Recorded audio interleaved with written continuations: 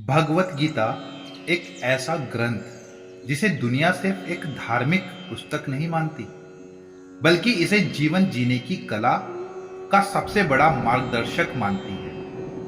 अभी तक आपने गीता के पहले 3 अध्याय सुने, जहां अर्जुन का मोह, कृष्ण का उपदेश और कर्मयोग की महिमा आपके सामने आई। और अब शुरू होता है अध्याय 4, ज्ञान कर्म संन्यास योग। यह अध्याय और भी गहरा है और भी ज्यादा जीवन से जुड़ा हुआ है।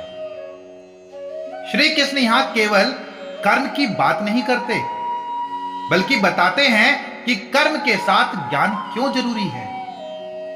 क्योंकि बिना ज्ञान के किया हुआ काम अंधेरे में तीर चलाने जैसा है, और बिना कर्म के ज्ञान एक ऐसा दीपक है जिसे कभी जलाया ही न जाए। सोचिए जरा, कितनी बार हमारी जिंदगी में ऐसा हुआ है कि हमने दिन रात मेहनत की, लेकिन नतीजा वैसा नहीं निकला जैसा हम चाहते थे।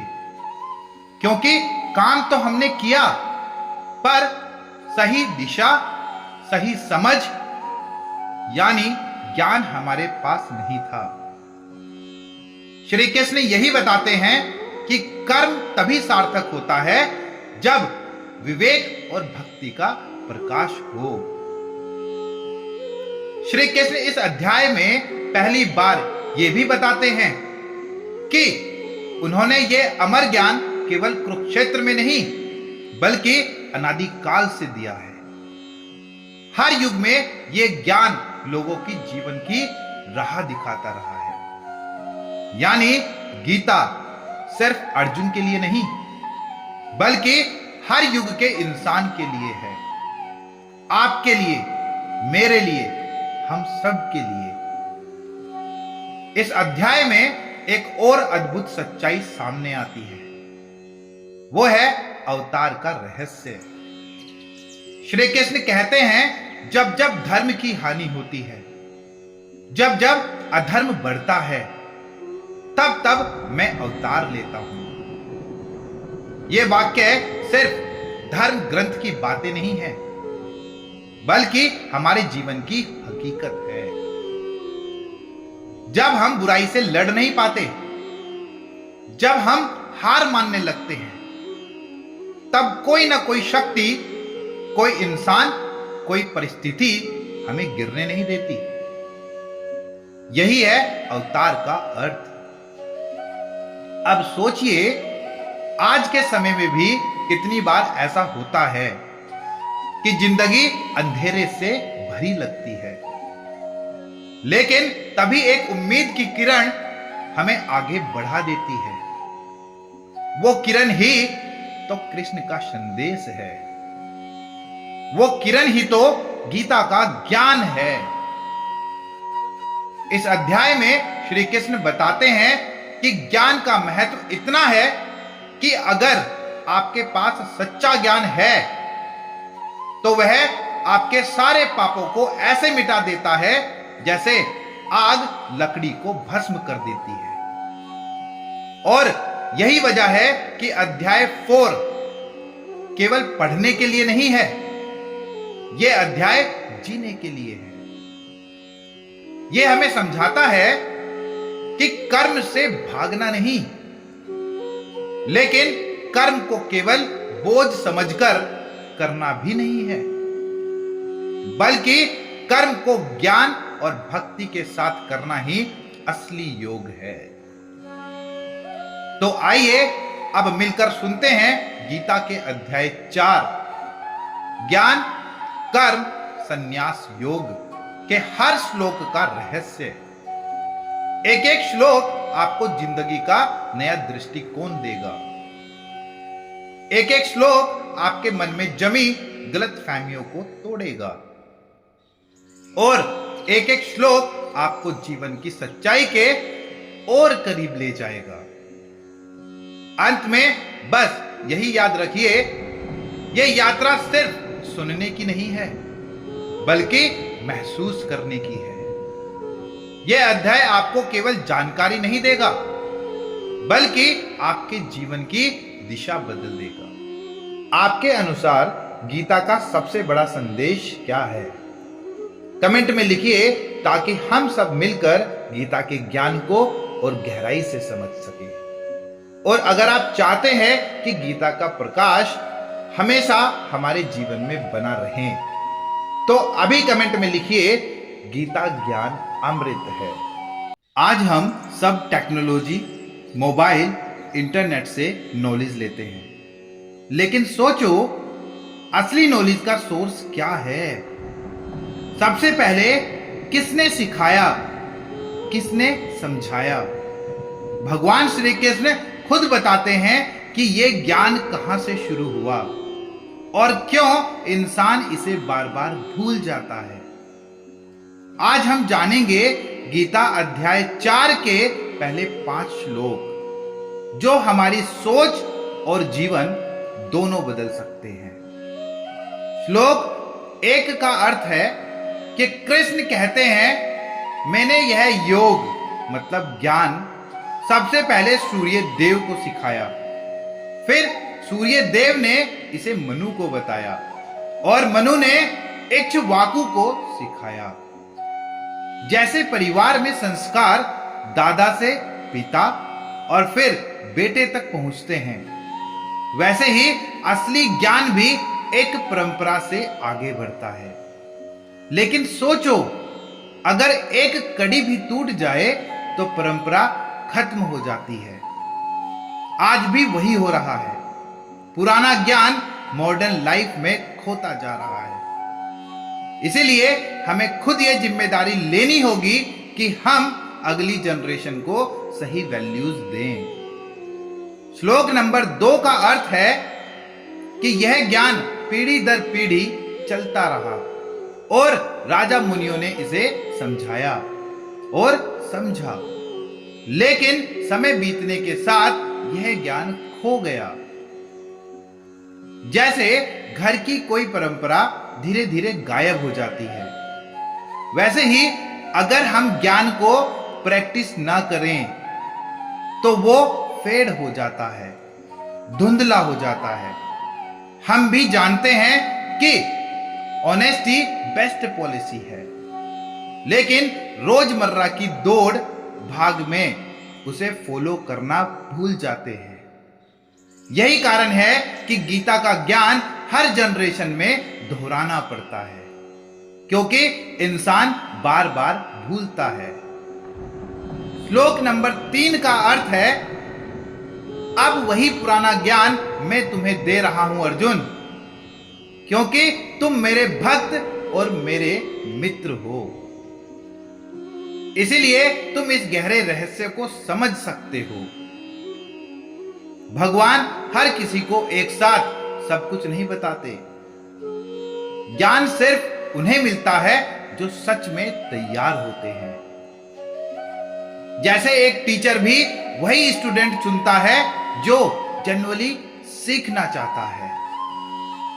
आज आप ये वीडियो देख रहे हो, इसका मतलब है आप भी चुने हुए साधक हो, चुने हुए सीकर हो, क्योंकि भगवान का संदेश उसी तक पहुंचता है जिसे उसकी जरूरत हो। श्लोक नंबर 4 का अर्थ है कि अर्जुन हैरान होकर पूछते हैं कि हे कृष्ण, आप तो अभी जन्मे हैं और सूर्य बहुत पहले जन्मे, तो आप कैसे कह रहे हैं कि आपने सूर्य को ज्ञान दिया है? यह सवाल बिल्कुल प्रैक्टिकल है। हम भी अक्सर डाउट करते हैं, क्या भगवान सच में है? क्या यह सच में पॉसिबल है? लेकिन यही सवाल इंसान को सच्चाई तक ले जाते हैं। सवाल करना गलत नहीं है, गलत है बिना जाने मान लेना या बिना समझे रिजेक्ट कर देना। श्लोक नंबर 5 का अर्थ है कि कृष्ण मुस्कुराकर कहते हैं, अर्जुन, तुम्हारे और मेरे बहुत जन्म हो चुके हैं, फर्क बस इतना है कि तुम्हें कुछ याद नहीं और मुझे सब याद है। हम सोचते हैं कि जिंदगी यहीं एक बार खत्म हो जाएगी, लेकिन आत्मा बार बार नए शरीर में आती है। यानी हमारे कर्म ही तय करते हैं अगला जन्म कैसा होगा। तो अगर हम अभी गुस्सा, लालच और ईर्ष्या में जी रहे हैं, तो आने वाला भविष्य भी वैसा ही होगा। लेकिन अगर हम सही कर्म करेंगे तो आत्मा का सफर उजाले की तरफ जाएगा। तो ये 5 श्लोक हमें 3 बातें सिखाते हैं। नंबर 1, असली ज्ञान हमेशा परंपरा से चलता है, इसीलिए हमें इसे आगे पहुंचाना है। नंबर 2, इंसान भूलता है, इसीलिए हमें रोज इसे दोहराना है। नंबर 3, आत्मा अमर है, इसीलिए सही कर्म करके अपने भविष्य को उज्जवल बनाना है। हर दिन थोड़ा समय गीता को दीजिए।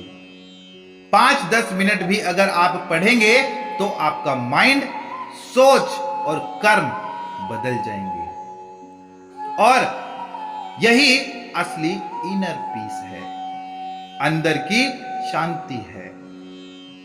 तो गीता अध्याय 4 के पहले 5 श्लोक हमें याद दिलाते हैं कि भगवान का ज्ञान समय समय पर धरती पर उतरता है, क्योंकि हम इंसान भूल जाते हैं। लेकिन अब ये आप पर है, क्या आप इसे फिर से खो देंगे या इसे अपनी जिंदगी का हिस्सा बना लेंगे? कभी आपने सोचा है भगवान को जन्म लेने की जरूरत क्यों पड़ती है? अगर वो सर्वशक्तिमान है तो क्यों बार बार धरती पर आते हैं? अध्याय 4 के ये 5 श्लोक हमें इसी रहस्य की गहराई समझाते हैं और बताते हैं कि भगवान का धरती पर आना हमारी जिंदगी से कैसे जुड़ा है। श्लोक नंबर 6 का अर्थ है कि कृष्ण कहते हैं, मैं अजन्मा हूं, मेरा शरीर नष्ट नहीं होता, फिर भी मैं अपनी शक्ति से, अपनी माया से समय समय पर जन्म लेता हूं। भगवान को जन्म की जरूरत नहीं होती, लेकिन वो आते हैं हमारी मदद करने। जैसे कोई बड़ा डॉक्टर खुद मरीज के घर चला जाए, वैसे ही जब धरती पर अन्याय और अंधकार बढ़ता है तो भगवान खुद आते हैं। इससे हमें यह सीख मिलती है कि जब हम दूसरों की मदद करते हैं तो हम भी भगवान की तरह किसी के लिए रोशनी बन जाते हैं। श्लोक नंबर 7 का अर्थ है कि जब जब धर्म कमजोर होता है और अधर्म बढ़ता है, तब तब मैं खुद प्रकट होता हूं। यह श्लोक गीता का दिल है। जब दुनिया में बुराई हावी होती है तो भगवान खुद उसका संतुलन बनाते हैं। लेकिन यह केवल बाहरी दुनिया में नहीं, हमारे भीतर भी होता है। जब अंदर की अच्छाई कमजोर पड़ने लगती है, गुस्सा और नफरत हावी हो जाते हैं, तब हमें भी भगवान की जरूरत होती है, यानी सही वैल्यूज की। श्लोक नंबर 8 का अर्थ है कि साधुओं और सज्जनों की रक्षा करने के लिए, दुष्टों का विनाश करने के लिए और धर्म को फिर से स्थापित करने के लिए मैं हर युग में आता हूं। भगवान का हर अवतार हमें यह सिखाता है कि अच्छाई कभी हारती नहीं। भले देर हो जाए, लेकिन अंत में जीत सच की होती है। हमारी लाइफ में भी कई बार बुराई और निगेटिविटी डोमिनेट करती है, लेकिन अगर हम धैर्य रखें और अच्छे कर्म करते रहें तो अंत में जीत हमारी ही होगी। श्लोक नंबर 9 का अर्थ है कि जो मेरे जन्म और कर्म के असली रहस्य को समझ लेता है वो शरीर छोड़ने के बाद दोबारा जन्म नहीं लेता, बल्कि मेरे पास आ जाता है। इसका मतलब है भगवान का जन्म और कर्म साधारण नहीं होते, वो केवल दूसरों के लिए होते हैं। अगर हम भी अपने कर्म निस्वार्थ भाव से करें तो हमें बार बार जन्म लेने की जरूरत नहीं होगी। यानी असली मुक्ति मतलब मोक्ष इसी में है कि हम कर्म में सेल्फलेसनेस लाएं। श्लोक नंबर 10 का अर्थ है कि जिन्होंने राग मतलब होता है लगाव, भय और क्रोध को छोड़ दिया है, जो पूरे मन से मुझ में लीन है, ज्ञान और तपस्या से शुद्ध होकर वे मेरे स्वरूप को पा जाते हैं।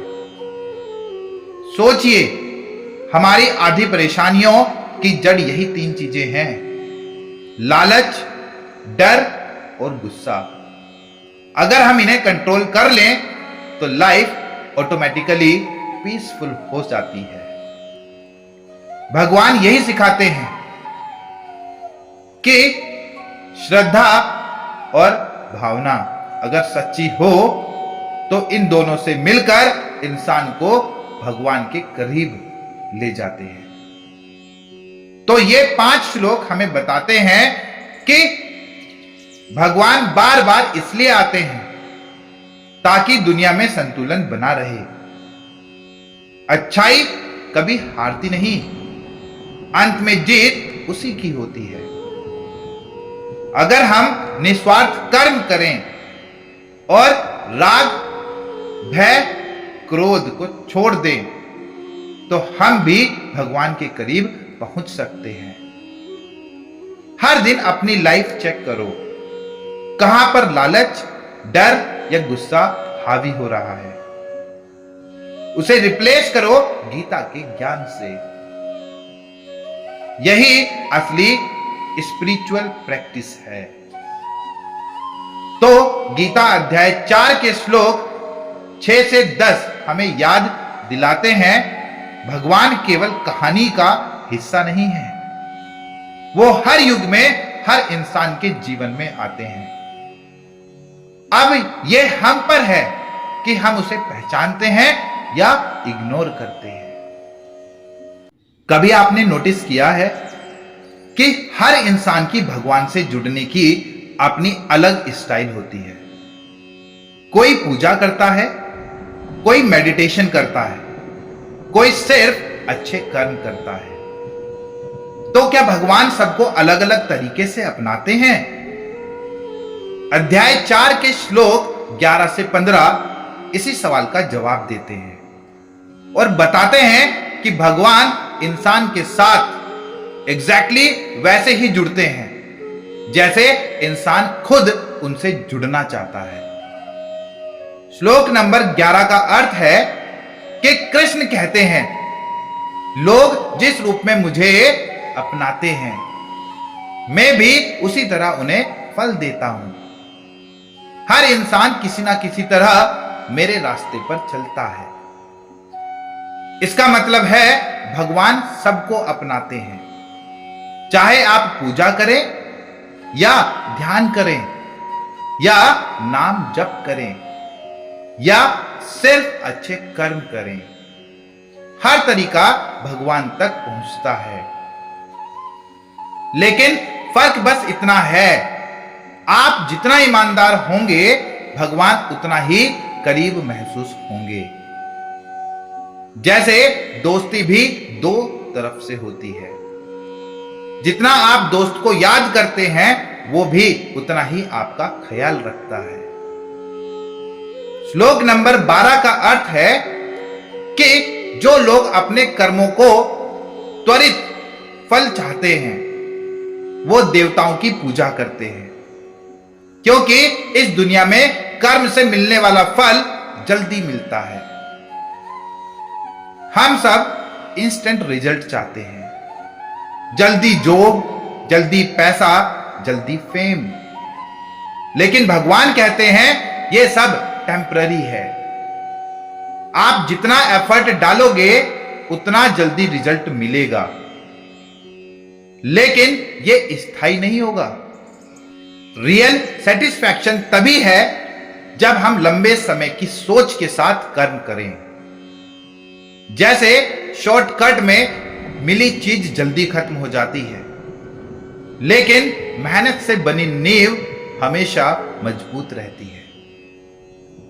श्लोक नंबर 13 का अर्थ है, मैंने समाज में 4 वर्ग बनाए हैं जो गुण और कर्म के आधार पर तय होते हैं, इसलिए मैं इनका कर्ता होकर भी इनसे अछूता हूं। बहुत लोग इस श्लोक को कास्ट सिस्टम से जोड़ते हैं, लेकिन असल में भगवान कह रहे हैं इंसान की पहचान उसके काम और स्वभाव से होती है, न कि जन्म से। अगर कोई सच्चाई और ज्ञान से काम करता है तो वो ब्राह्मण समान है। अगर कोई बहादुरी और रक्षा करता है तो वो अक्षत्रिय समान है, यानी पोजीशन आपके कर्म तय करते हैं। आज भी यही सच है, आपकी वैल्यू आपके कर्म से है, ना कि आपकी फैमिली बैकग्राउंड से। श्लोक नंबर 14 का अर्थ है कि मेरे कर्म मुझे बांधते नहीं, क्योंकि मुझे उनके फल की इच्छा नहीं है।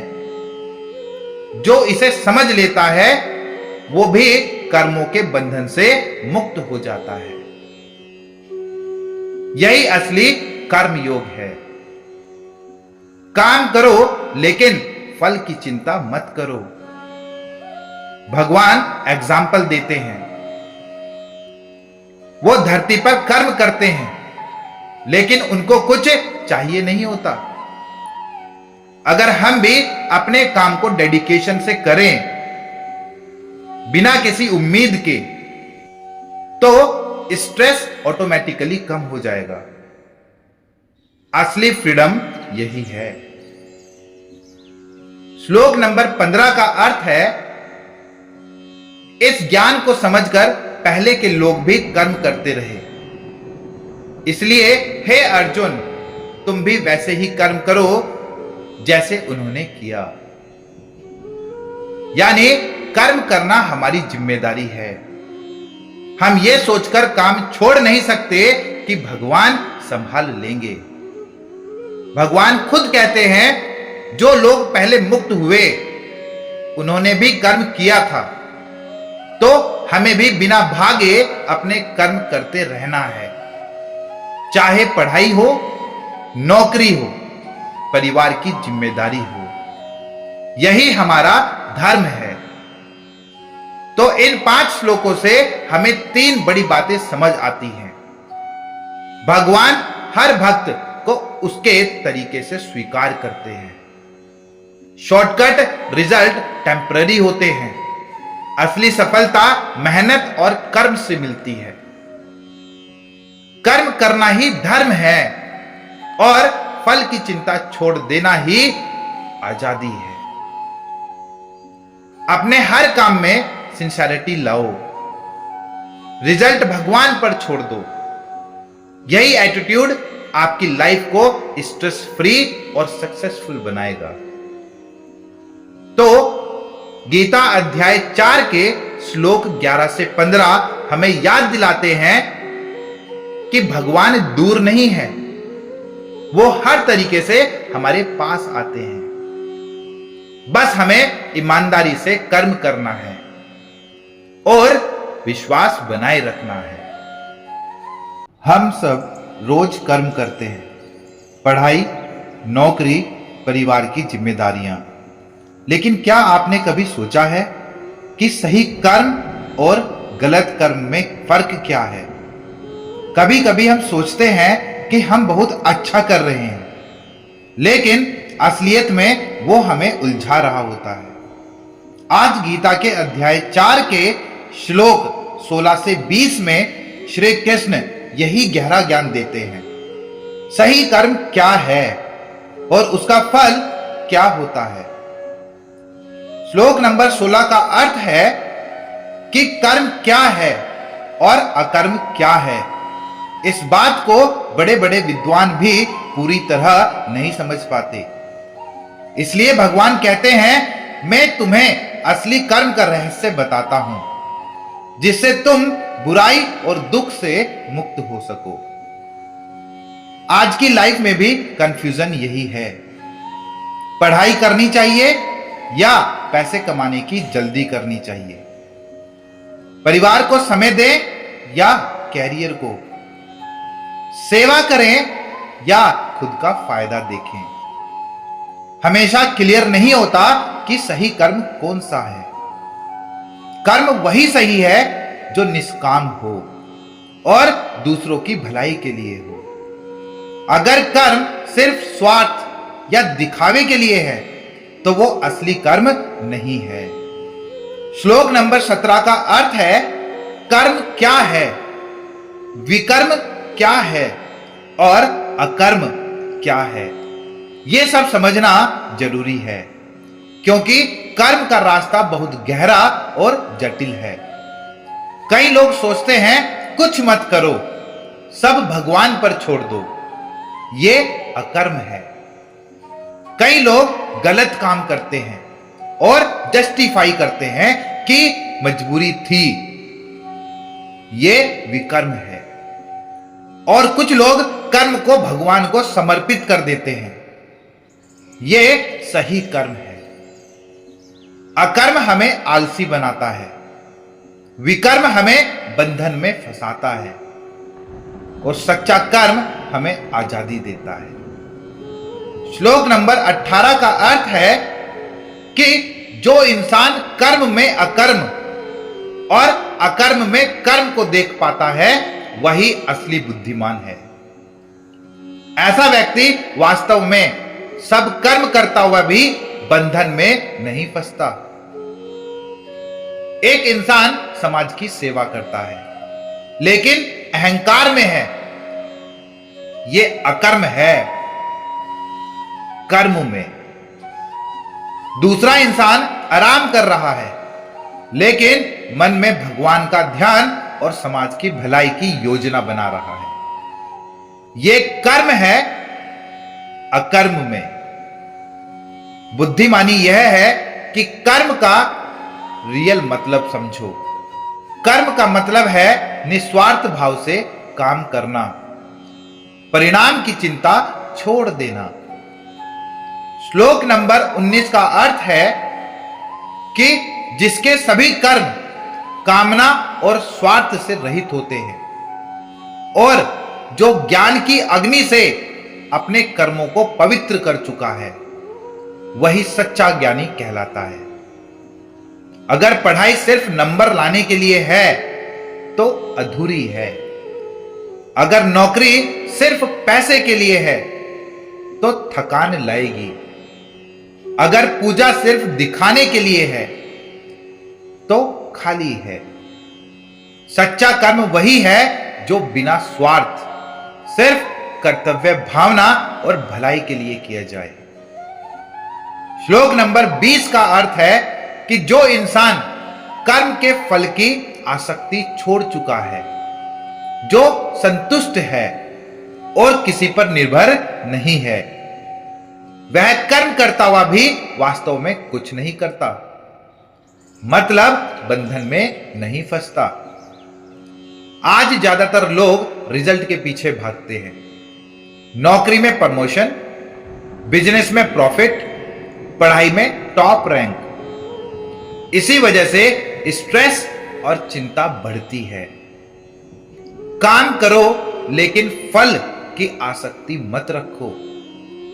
जो मिलेगा उसे भगवान की देन मानो, यही असली आजादी है। तो कर्म का रहस्य गीता ने बहुत खूबसूरती से बताया है कि सही कर्म वही है जो निस्वार्थ हो। विकर्म और अकर्म हमें पीछे खींचते हैं और फल की चिंता छोड़ देने से असली शांति मिलती है। अगर ये बातें जीवन में उतार ली जाएं, तो ना सिर्फ स्ट्रेस कम होगा बल्कि जीवन मीनिंगफुल भी बनेगा। हम सब रोज काम करते हैं, किसी का ऑफिस, किसी की दुकान, किसी की पढ़ाई। लेकिन हम में हमेशा एक सवाल रहता है, क्या मैं सही कर रहा हूं? क्या ये कर्म मुझे शांति देगा या और ज्यादा उलझन? भगवान श्री कृष्ण अध्याय 4 के श्लोक 21 से 25 में बताते हैं कि किस तरह सही भाव से किया हुआ कर्म हमें बंधन से मुक्त कर देता है। आइए समझते हैं ये दिव्य ज्ञान। श्लोक नंबर 21 का अर्थ है, जो इंसान आशाओं से मुक्त है, मन और आत्मा पर काबू रखता है, जिसने संग्रह की इच्छा छोड़ दी, वह सिर्फ शरीर की जरूरतें पूरी करने के लिए कर्म करता है और पाप में नहीं फंसता। आज ज्यादातर लोग काम सिर्फ डिजायर्स के लिए करते हैं। ज्यादा पैसा, ज्यादा शो ऑफ, ज्यादा लग्जरी। इसी की वजह से स्ट्रेस और कंपैरिजंस बढ़ता है। जब कर्म सिर्फ जरूरी जरूरतों के लिए और संतोष के साथ किया जाए तो वो पवित्र हो जाता है। श्लोक नंबर 22 का अर्थ है कि जो इंसान सहज रूप से मिले हुए फल में संतुष्ट है, सुख दुख से ऊपर उठ चुका है और जिसे किसी से ईर्ष्या नहीं है, वह सफलता और असफलता में समान रहता है और कर्म करते हुए भी बंधन में नहीं पड़ता। आज लोग सक्सेस मिलते ही घमंडी और फेलियर मिलते ही डिप्रेस्ड हो जाते हैं। ये उतार चढ़ाव हमें अस्थिर बना देता है। सच्ची बुद्धिमानी है संतुलित रहना, ना ज्यादा खुश ना ज्यादा दुखी। ये संतुलन ही इनर पीस है, अंदर की शांति है। श्लोक नंबर 23 का अर्थ है, जिस व्यक्ति का आसक्ति से संबंध टूट गया है, जो मुक्त है और जिसका मन ज्ञान में स्थित है, उसके सभी कर्म समर्पण बन जाते हैं और उसे बंधन नहीं देते। अगर हम हर काम को भगवान को अर्पण मानकर करें, जैसे पढ़ाई को सेवा, नौकरी को पूजा, तो स्ट्रेस नहीं होता। लेकिन जब काम ईगो या फायदा दिखाने के लिए होता है, तब वही बंधन बनता है। हर कर्म को यज्ञ समझो, समर्पण भाव से करो। यही एटीट्यूड कर्म को पूजा बना देता है। श्लोक नंबर 24 का अर्थ है, यज्ञ में अर्पण भी ब्रह्मा है, आहुति भी ब्रह्मा है, अग्नि भी ब्रह्मा है और यजमान भी ब्रह्मा है। ऐसा भाव रखने वाला व्यक्ति ब्रह्मा को ही प्राप्त होता है। जब इंसान हर चीज को ईश्वर का रूप मानता है, भोजन, काम, सेवा, परिवार, तो वो भी कभी अकेला नहीं महसूस करता। स्ट्रेस की जगह ग्रैटिट्यूड और पॉजिटिविटी आ जाती है। भगवान हर जगह है। हर काम को भगवान की पूजा मानकर करो। यही सोच इंसान को अंदर से स्ट्रेंथ देती है। श्लोक नंबर 25 का अर्थ है, कुछ योगी देवताओं की पूजा को यज्ञ मानते हैं और कुछ योगी ब्रह्मा में आहुति अर्पित करके यज्ञ करते हैं। हर इंसान की साधना अलग होती है। कोई भगवान की मूर्ति की पूजा करता है, कोई मेडिटेशन करता है, कोई सेवा को ही पूजा मानता है। लेकिन सबका उद्देश्य एक ही है, ईश्वर से जुड़ना। पूजा का तरीका अलग अलग हो सकता है, लेकिन भाव एक ही होना चाहिए। वो है समर्पण और भक्ति का भाव। इन 5 श्लोकों ने हमें एक गहरा संदेश दिया है। कर्म करो लेकिन बिना स्वार्थ के। सफलता असफलता में संतुलन रखो। हर काम को अर्पित मानो भगवान को। पूजा कई रूपों में हो सकती है, लेकिन असली पूजा भक्ति और निस्वार्थ भाव में है। अगर ये ज्ञान जीवन में उतार लिया तो न केवल स्ट्रेस कम होगा, बल्कि जीवन में सच्चा आनंद भी मिलेगा। हम सब अपने अपने तरीके से भगवान तक पहुंचने की कोशिश करते हैं। कोई पूजा करता है, कोई ध्यान करता है, कोई सेवा करता है। लेकिन क्या सच में पूजा सिर्फ मंदिर तक सीमित है, या हर काम पूजा बन सकता है? भगवान श्री कृष्ण गीता अध्याय 4 के श्लोक 26 से 30 में यही बताते हैं कि असली पूजा और यज्ञ क्या है। आइए इसे गहराई से समझते हैं। श्लोक नंबर 26 का अर्थ है कि कुछ लोग अपने कान, आंख और इंद्रियों को संयम की अग्नि में समर्पण करते हैं, और कुछ लोग इंद्रियों के विषयों जैसे रूप, रस और गंध को त्याग कर इंद्रिया संयम का यज्ञ करते हैं। आज की दुनिया में डिस्ट्रैक्शन बहुत है। Mobile, social media, entertainment. जो लोग अपनी इंद्रियों को कंट्रोल करते हैं वही असली साधक है। असली पूजा सिर्फ मंदिर में नहीं, बल्कि इंद्रियों को काबू में रखना भी है। सेल्फ कंट्रोल ही सच्ची साधना है। श्लोक नंबर 27 का अर्थ है कि कुछ लोग सभी इंद्रियों और प्राण की गतिविधियों को आत्म संयम और ज्ञान की अग्नि में अर्पण करते हैं। मेडिटेशन, योग, ब्रह्मचर्य और सेल्फ डिसिप्लिन, ये सब आत्म संयम के रूप हैं। ये व्यक्ति अपनी पूरी एनर्जी को सही दिशा में लगाते हैं। जब इंद्रियां और मन संयम में होते हैं, तभी ज्ञान का दीपक जलता है। यही आत्म साधना हमें शांति देती है। श्लोक नंबर 28 का अर्थ है कि कुछ लोग दान का यज्ञ करते हैं, कुछ तपस्या का, कुछ योग का और कुछ स्वाध्याय का व ज्ञान का यज्ञ करते हैं। कोई सेवा करता है, कोई तप करता है, कोई मेडिटेशन करता है और कोई ग्रंथों का अध्ययन करता है। हर साधना का अपना महत्व है। पूजा कई रूपों में हो सकती है। सेवा, दान, तपस्या, ज्ञान, ध्यान।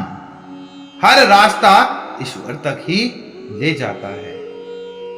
श्लोक नंबर 29 का अर्थ है कि कुछ लोग प्राण और अपान, अपान का मतलब होता है श्वास का आना और जाना, कि कुछ लोग प्राण और अपान को प्राणायाम के यज्ञ में अर्पित करते हैं।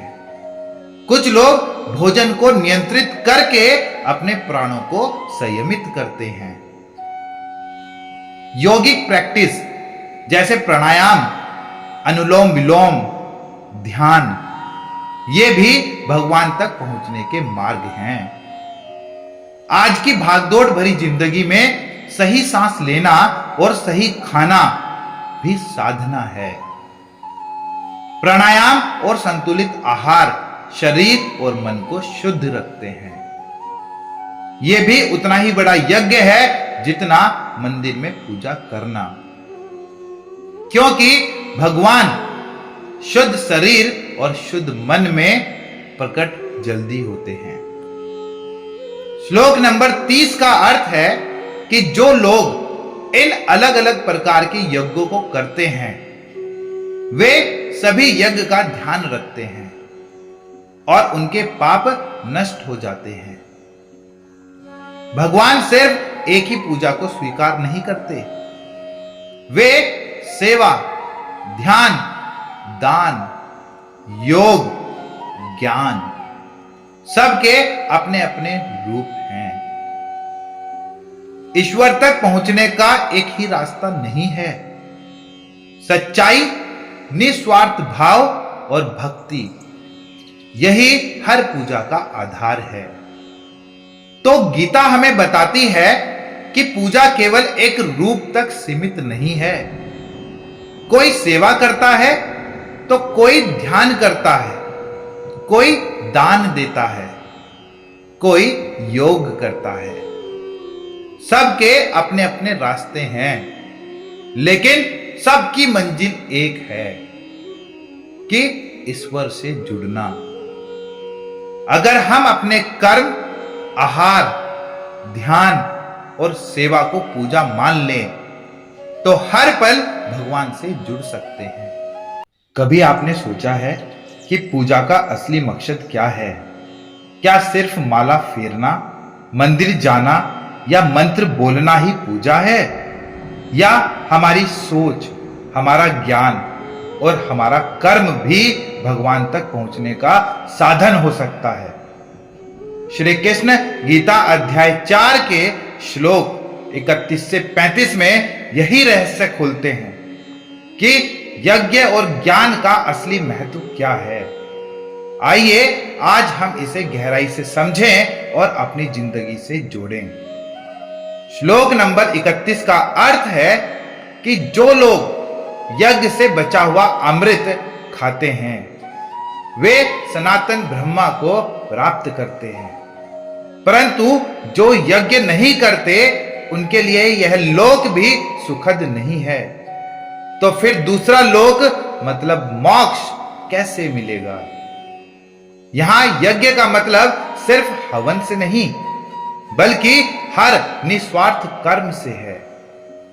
सोचिए, अगर कोई इंसान समाज, परिवार या खुद के विकास के लिए कुछ भी योगदान नहीं करता तो उसका जीवन कैसा होगा?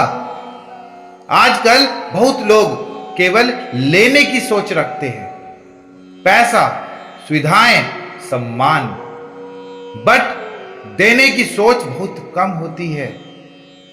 ऐसे जीवन में कभी सच्ची खुशी नहीं मिलती। जब हम दूसरों के लिए जीते हैं तब असली शांति और आनंद मिलता है।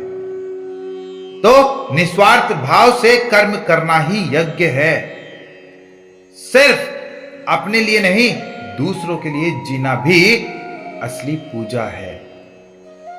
श्लोक नंबर 32 का अर्थ है कि इस प्रकार ब्रह्मा के मुख से अनेक प्रकार के यज्ञ प्रकट हुए हैं। जान लो कि ये सब कर्मजन्य हैं और इन्हें जानकर तुम बंधनों से मुक्त हो सकते हो।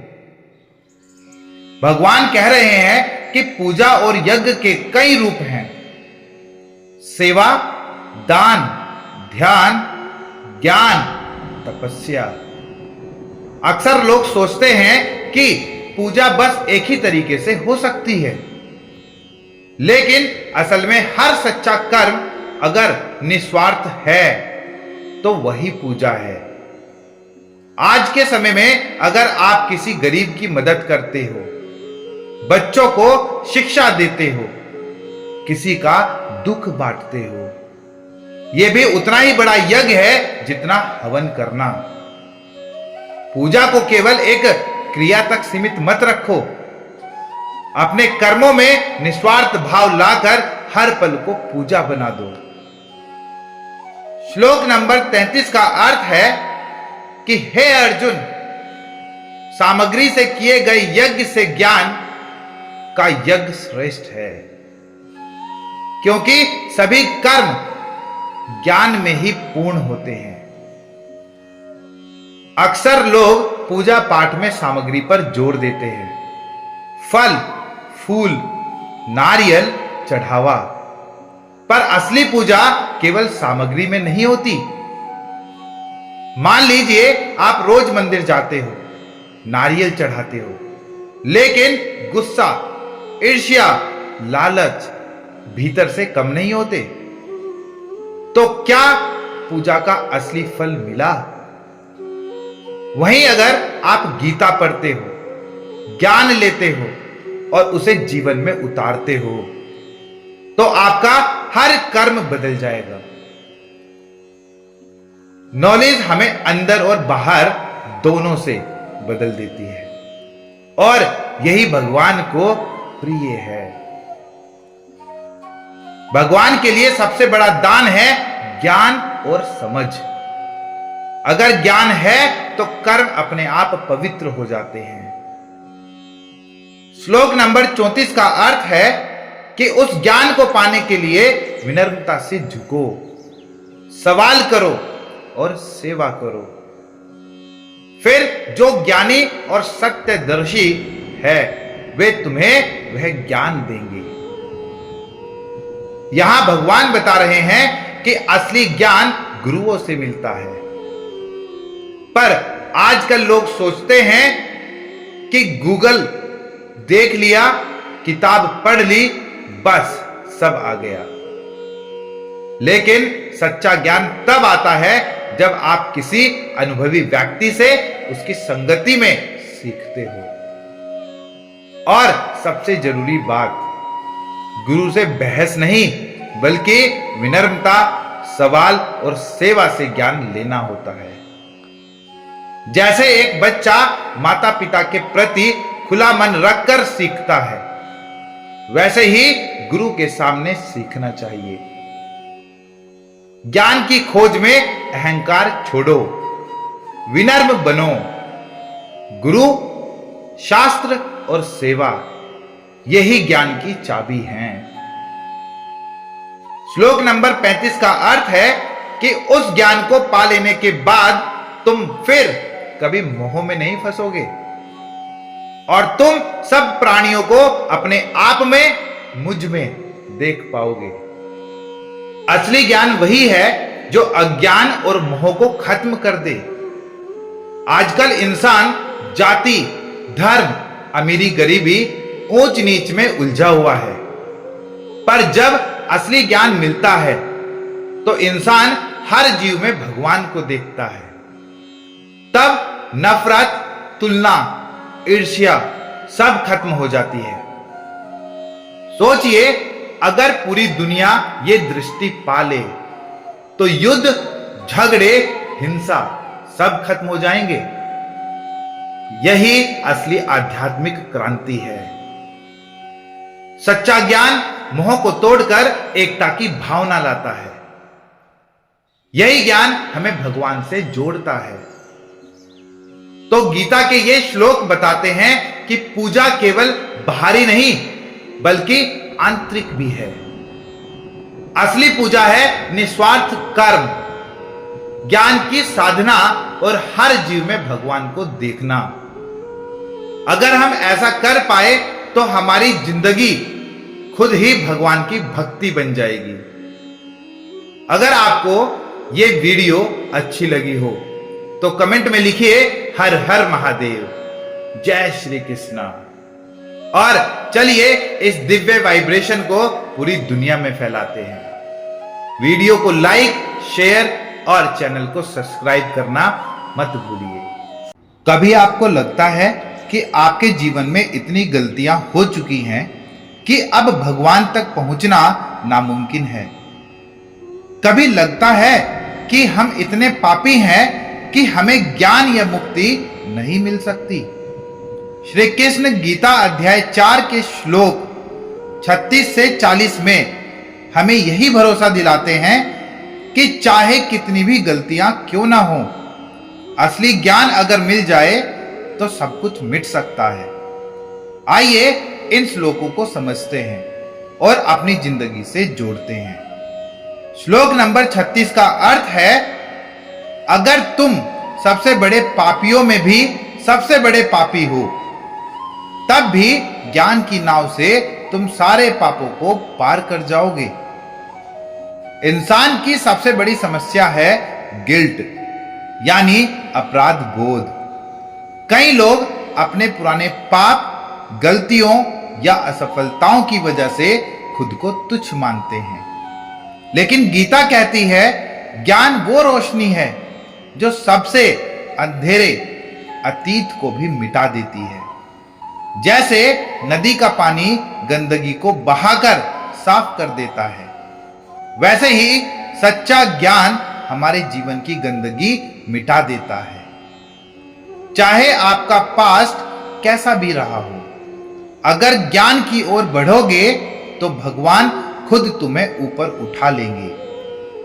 श्लोक नंबर 37 का अर्थ है कि जैसे जलती हुई आग लकड़ी को भस्म कर देती है, वैसे ही ज्ञान की अग्नि सारे पापों को जला देती है। सोचिए, आग के सामने कोई भी वस्तु टिक नहीं सकती, सब राख बन जाती है।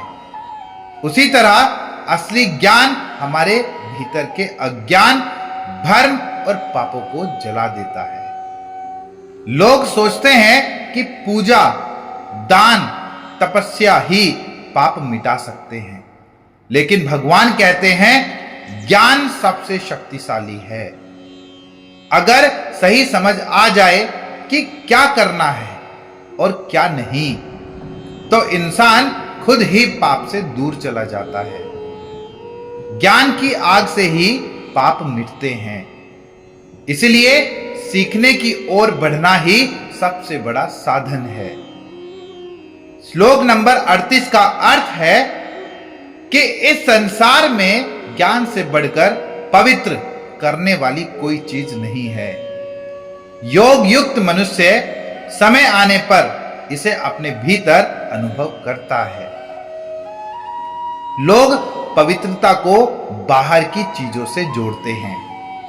गंगा स्नान, तीर्थ यात्रा, व्रत, उपवास, लेकिन असली पवित्रता मन की होती है। अगर मन गुस्से, ईर्ष्या और लोभ से भरा है तो बाहरी स्नान का कोई फायदा नहीं। सच्चा ज्ञान इंसान को अंदर से साफ कर देता है, विचारों को शुद्ध रखता है, नजरिए को बदल देता है। और यह ज्ञान तुरंत नहीं मिलता, समय के साथ साधना और धैर्य से अनुभव होता है। ज्ञान ही सबसे बड़ा तीर्थ है। इसे पाने के लिए धैर्य और निरंतर अभ्यास जरूरी है। श्लोक नंबर 39 का अर्थ है कि श्रद्धावान, संयमी और तत्पर मनुष्य ज्ञान प्राप्त करता है और ज्ञान पाकर वह शीघ्र ही परम शांति को प्राप्त करता है। भगवान यहां 3 क्वालिटीज बताते हैं: श्रद्धा, संयम और तत्परता। आज के समय में बहुत लोग ज्ञान तो लेना चाहते हैं, लेकिन बिना धैर्य और बिना मेहनत के। बिना श्रद्धा के ज्ञान सिर्फ जानकारी रह जाता है, अनुभव नहीं बनता। जैसे कोई स्टूडेंट अगर टीचर पर डाउट करता है तो चाहे जितना पढ़ ले, सही सीख नहीं पाएगा। संयम जरूरी है। मोबाइल, लेजीनेस, डिस्ट्रैक्शन से खुद को बचाकर सही दिशा में ध्यान लगाना। और तत्परता का मतलब नॉलेज को सिर्फ सुनना नहीं, बल्कि जीवन में इंप्लीमेंट करना। अगर ये 3 गुण हैं, श्रद्धा, संयम और तत्परता, तो ज्ञान आपके जीवन को बदलकर शांति दे देगा। श्लोक नंबर 40 का अर्थ है, जो अज्ञानी है, श्रद्धा नहीं रखता और हमेशा डाउट करता है, वह नष्ट हो जाता है।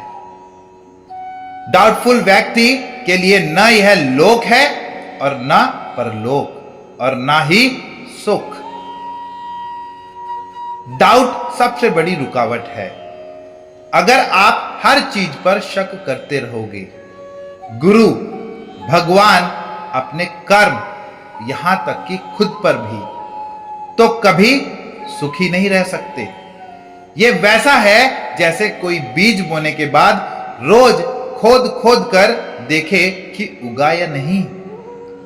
श्रद्धा और भरोसे के बिना ज्ञान और भक्ति कभी फल नहीं दे सकती। आज की दुनिया में निगेटिविटी और डाउट इतनी फैली हुई है कि लोग खुद पर भी भरोसा खो चुके हैं। पर याद रखिए, फेथ ही फाउंडेशन है। किसका? ग्रोथ का। श्रद्धा और विश्वास रखो, डाउट को छोड़ो, वरना जीवन सिर्फ दुख और भ्रम का चक्र बन जाएगा। तो इन 5 श्लोकों से भगवान हमें सिखाते हैं कि चाहे पास्ट कितना भी बुरा हो, ज्ञान की नाव हमें पार ले जा सकती है। ज्ञान की आग पाप और अज्ञान को जला देती है। श्रद्धा, संयम और विश्वास के बिना सच्चा ज्ञान नहीं मिलता, और डाउट इंसान को बर्बाद कर देता है। इसीलिए अपने जीवन में फेथ रखो, डाउट छोड़ो और ज्ञान की रोशनी को अपनाओ। अगर ये बात आपको अच्छी लगी हो तो कमेंट में लिखिए हर हर महादेव, जय श्री कृष्णा, ताकि ये वाइब्रेशन सब तक पहुंचे। वीडियो को लाइक और शेयर कीजिए और चैनल को सब्सक्राइब करना मत भूलिए। क्या आपने कभी महसूस किया है कि आप मेहनत तो करते हैं पर जीवन में संतोष और आंतरिक शांति क्यों नहीं आती? कई बार हम अपने डाउट्स, इनसिक्योरिटी और कंफ्यूजन के जाल में फंस जाते हैं। भगवान श्री कृष्ण हमें अध्याय 4 के श्लोक 41 और 42 में यही बताते हैं कि संदेह और अज्ञान से कैसे खुद को मुक्त किया जाए और जीवन में स्थिरता लाई जाए। अगर आज आप भी अपने फैसलों पर विश्वास नहीं कर पा रहे या अपने कर्मों से जुड़ा एंजाइटी महसूस कर रहे हैं, तो ये वीडियो आपके लिए है। आइए हर श्लोक को सरल भाषा में समझते हैं और जानते हैं इनका डीप इंपैक्ट हमारी लाइफ पर। श्लोक नंबर 41 का अर्थ है कि इस श्लोक में भगवान कहते हैं, जो व्यक्ति अपने सभी कर्मों में ज्ञान और योग की दृष्टि रखता है, वह न केवल कर्म करता है बल्कि उनके प्रभावों से भी मुक्त रहता है। मतलब जब हम काम को सिर्फ परिणाम की चिंता के बजाय ज्ञान और श्रद्धा के साथ करते हैं, तो वह कर्म हमें बांध नहीं पाता। हम सभी के जीवन में ऐसे पल आते हैं जब काम करते हुए चिंता और डर हमारे मन में घुस आता है। अगर ये प्रोजेक्ट फेल हुआ तो, अगर एग्जाम नहीं क्लियर हुआ तो, अगर लोग मेरी मेहनत को नहीं समझे तो, हमारा मन इन अगर और क्या होगा सवालों से भर जाता है। इस श्लोक का संदेश है कि जब हम कर्म को सिर्फ पूजा और ज्ञान की दृष्टि से करें तो ये डाउट्स खत्म हो जाते हैं। सोचिए, कितनी बार आपने ऐसा किया होगा कि आपने मेहनत तो की लेकिन रिजल्ट के डर से पूरी तरह से एंजॉय नहीं किया। यह श्लोक हमें सिखाता है कि काम और परिणाम को अलग करें और सिर्फ कर्म में योग रखें। हर काम को भगवान, धर्म या ड्यूटी के रूप में करें। रिजल्ट पर कंट्रोल नहीं है, पर एफर्ट और इंटेंशन पर है। जब आप काम को पूजा के रूप में स्वीकार करते हैं तो स्ट्रेस और एंजाइटी ऑटोमेटिकली खत्म हो जाती है, कम हो जाती है और एक अंदर की शांति, यही असली योगा है। श्लोक नंबर 42 का अर्थ है कि भगवान कहते हैं, अपने हृदय में पैदा होने वाले अज्ञान और संदेह को ज्ञान की तलवार से काटो और योग की स्थिरता लेकर खड़े हो जाओ। मतलब डाउट और कंफ्यूजन को अपने अंदर जीवन की बाधा मत बनने दो। ज्ञान और ध्यान ही हमारी इनर क्लैरिटी और फोकस लाते हैं। हम अक्सर लाइफ में कंफ्यूज रहते हैं। Career decision, relationship, financial choice, हर जगह डाउट होता है। डाउट की वजह से स्ट्रेस और एंजाइटी पैदा होती है। अगर आप हर छोटे डिसीजन में उलझते रहे तो जीवन एक मेंटल स्ट्रगल बन जाएगा। यह श्लोक हमें बताता है कि वास्तविक पहचान तभी होती है जब हम अपने डाउट्स को पहचानें और उन्हें ज्ञान और क्लैरिटी से काट दें। दूसरी बात, हम किसी और के ओपिनियन या सोशल प्रेशर की वजह से भी डाउट में फंस जाते हैं। क्या लोग मेरे डिसीजन को एक्सेप्ट करेंगे? क्या मैं फेलियर तो नहीं हो जाऊंगा? इस श्लोक का अर्थ है अपने हार्ट और माइंड को नॉलेज और सेल्फ कॉन्फिडेंस से मजबूत रखो और अपने रास्ते पर स्थिर रहो। अपने डाउट्स और फियर्स को लिखो, उनका रेशनल एनालाइज करो। किताबें, गीता, मेंटोर गाइडेंस से अपने डाउट क्लियर करो। डाउट छोड़ो, फेथ और एक्शन में बैलेंस बनाओ। माइंड को स्टेबल रखो, इमोशनल रिएक्शन कम करो। लाइफ में स्थिरता तभी आएगी जब आप डाउट्स को पहचानो और नॉलेज के साथ उसका समाधान करो। तो हमारे कर्म और ज्ञान का ही सही संगम ही जीवन में अंदर की शांति और सफलता लाता है। श्लोक 41 और 42 यही बताते हैं कि डाउट को हटाकर नॉलेज और फेथ के साथ कर्म करना ही असली योग है। आपका फोकस और कमिटमेंट ही आपको जीवन में स्थिरता देगा। अगर आप भी मानते हैं कि फेथ और नॉलेज से कर्म करना ही जीवन का असली रहस्य है, तो कमेंट में लिखिए जय श्री कृष्णा, हर हर महादेव। और इस वीडियो को लाइक, शेयर और चैनल को सब्सक्राइब जरूर कीजिए। क्या आपने कभी सोचा है कि हम जिंदगी में जो भी करते हैं, जो भी सीखते हैं, उसका असली मकसद क्या है? हम सुबह उठकर काम पर जाते हैं, पैसे कमाते हैं, रिश्ते निभाते हैं, पर क्या हम सच में सब अपनी मर्जी से कर रहे हैं या बस एक रटी रटाई कहानी का हिस्सा बन गए हैं? क्या हमारी जिंदगी का रिमोट कंट्रोल हमारे अपने हाथ में है या किसी और के? आज हम बात करेंगे भगवत गीता के 4थे अध्याय की, जिसे ज्ञान कर्म संन्यास योग भी कहते हैं। यह अध्याय हमें सिर्फ ज्ञान नहीं देता, बल्कि एक गहरी सच्चाई से मिलाता है।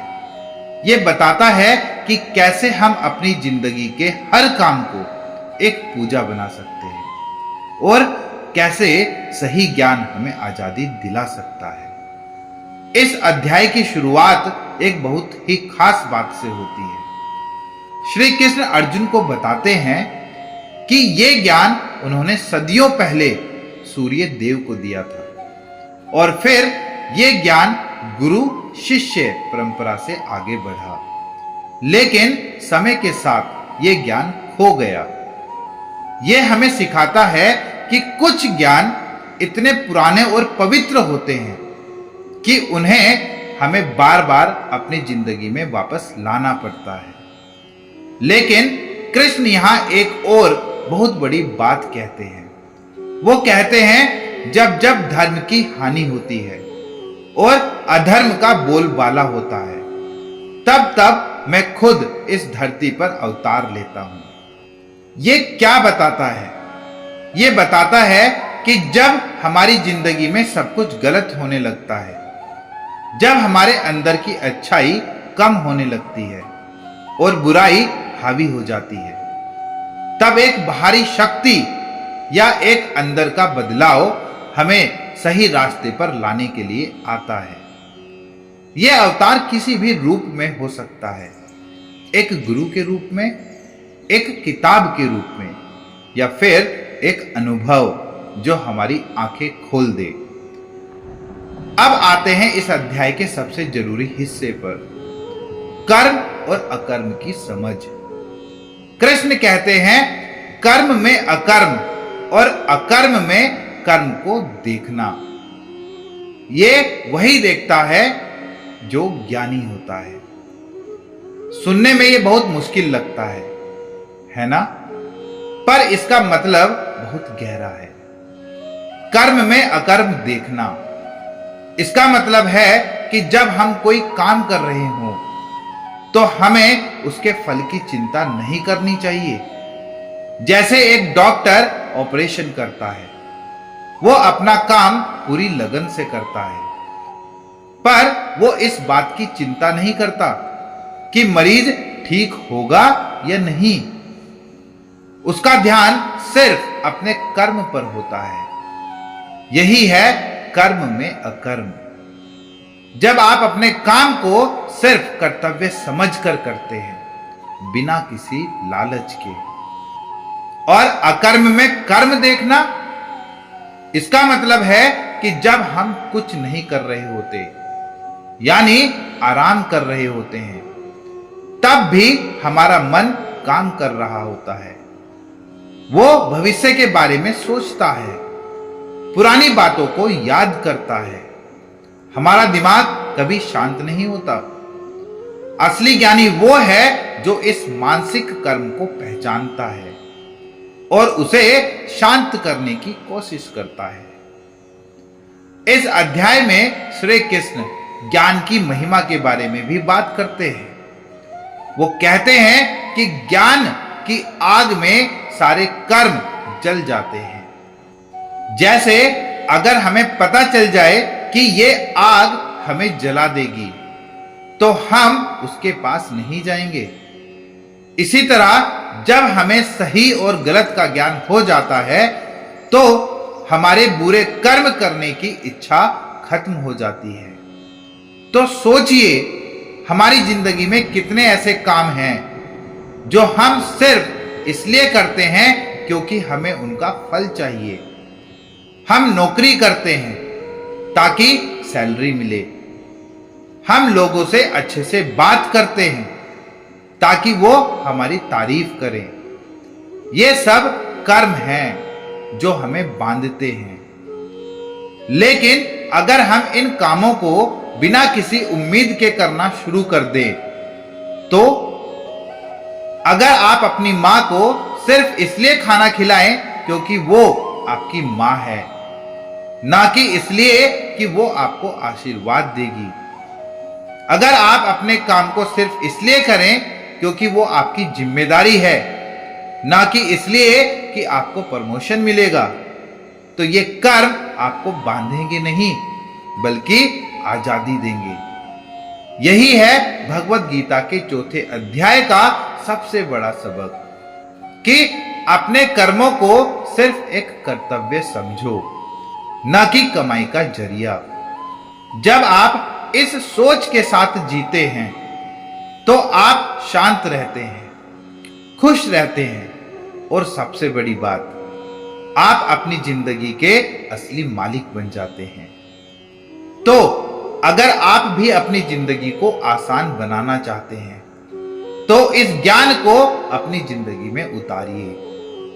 अपने हर काम को एक पूजा बनाइए और याद रखिए, सही ज्ञान हमेशा आपके अंदर ही है, बस उसे पहचानने की जरूरत है। अगर आपको ये वीडियो पसंद आया हो तो इसे लाइक करें और अपने दोस्तों और परिवार के साथ शेयर करें ताकि ये ज्ञान उन तक भी पहुंच सके। अगर आप ऐसे ही और गहरे विषयों पर वीडियो चाहते हैं तो कमेंट करके जरूर बताइए। और हाँ, हमारे चैनल सच का दर्पण को सब्सक्राइब करना न भूलें। कमेंट में लिखिए जय श्री कृष्णा, हर हर महादेव।